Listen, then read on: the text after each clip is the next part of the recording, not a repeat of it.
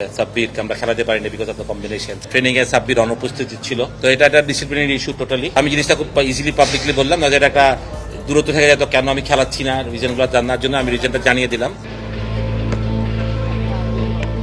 BPL 2024-এ দল পাননি একসময়ের hard hitting finisher Sabbir Rahman.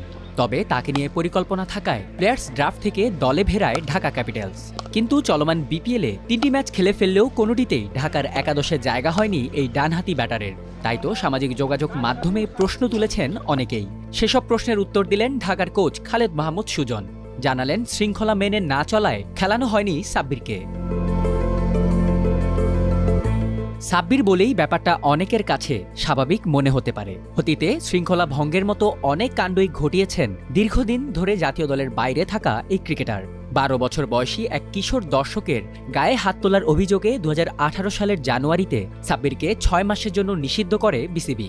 বাদ দেওয়া হয় কেন্দ্রীয় চুক্তি থেকে, পাশাপাশি জরিমানাও করা হয় 20 লাখ টাকা। এর আগে পরেও অনেক বিতর্কে জড়িয়েছে সাব্বিরের নাম। এবার নিজ দল ঢাকা ক্যাপিটালসের মধ্যেই নিয়ম না মেনে একাদশে উপেক্ষিত সাব্বির। ঢাকার কোচের বক্তব্য অনুযায়ী সাব্বিরকে না খেলানোর মূল কারণ দলের কম্বিনেশন। তবে শৃঙ্খলাজনিত কারণটিও বড় করে দেখা হয়েছে। মূলত এ কারণেই একাদশে জায়গা হয়নি এই ডানহাতি ব্যাটারের।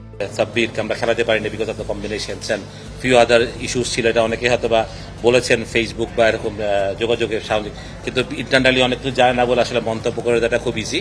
এটা আমার একদমই হাত ছিল না। অনেক ব্যাপারেই আমার কোচ হিসেবে হইলাম, ক্যাপ্টেনও আছে দলে, তারও ডিসিশন থাকে। ট্রেনিং এ সাব্বির অনুপস্থিত ছিল। প্র্যাকটিসে ফার্স্ট ম্যাচ না, সেকেন্ড এবং থার্ড ম্যাচের আগের দিন সে প্র্যাকটিসে আসে নাই, এবং যার জন্য এটা একটা টিম ডিসিপ্লিনের কারণও বলতে পারেন যে এই রিজনেই তাকে খেলানো হয় না, হয়তো থার্ড ম্যাচটা স্পেশালি, যেটা আমাদের 2 তারিখে 31-এর পরে কোন ম্যাচটা ছিল আমাদের 2 তারিখে ওই ম্যাচটা খেলানো হয় শুধুমাত্র সে 1 তারিখে ট্রেনিং আসে এই জন্য। তো এটা একটা ডিসিপ্লিনারি ইস্যু টোটালি। শৃঙ্খলাজনিত কারণ থাকলেও ক্রিকেটার সাব্বিরের প্রতি আস্থা আছে সুজনের। সিলেট পর্ব থেকেই ঢাকার একাদশে তিনি থাকবেন বলে জানিয়েছেন কোচ। সাব্বির অবশ্যই ভালো প্লেয়ার। আই বিলিভ যে আমরা আশা করি যে কালকের ম্যাচ থেকে আমরা খেলাতে পারবো, এবং হি প্লেইজ বেস্ট। ওর এক্সপিরিয়েন্স প্লেয়ার আমাদের দরকার একটা মাঠ ছাড়া, যেটা আমাদের সবচেয়ে ভোগাচ্ছে আমাদের মিডল অর্ডার ব্যাটিংয়ে। তাই বিলিভ যে সাব্বির ইনক্লুশন আমাদের ভালো হবে।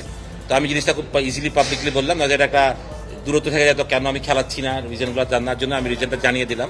ওর ফ্যানরাও তাহলে বুঝতে পারবে যে ও কেন খেলেনি, এই একটা রিজনই ছিল। বিপিএলে সময়টা ভালো যাচ্ছে না ঢাকা ক্যাপিটালসের। ঢাকার প্রথম পর্বে 3 ম্যাচের 3টিতেই দেখে হারের মুখ। পয়েন্ট তালিকায় দলটির অবস্থান এখন সবার তলানিতে। তবে ঢাকা পর্বের হতাশা ঝেড়ে ফেলে সিলেটে জয় ফিরতে মরিয়া দলটি। এই পর্বে তাদের মিশন শুরু হবে 7 জানুয়ারি। মঙ্গলবার সিলেট স্টেডিয়ামে ঢাকা ক্যাপিটালসের প্রতিপক্ষ রংপুর রাইডার্স।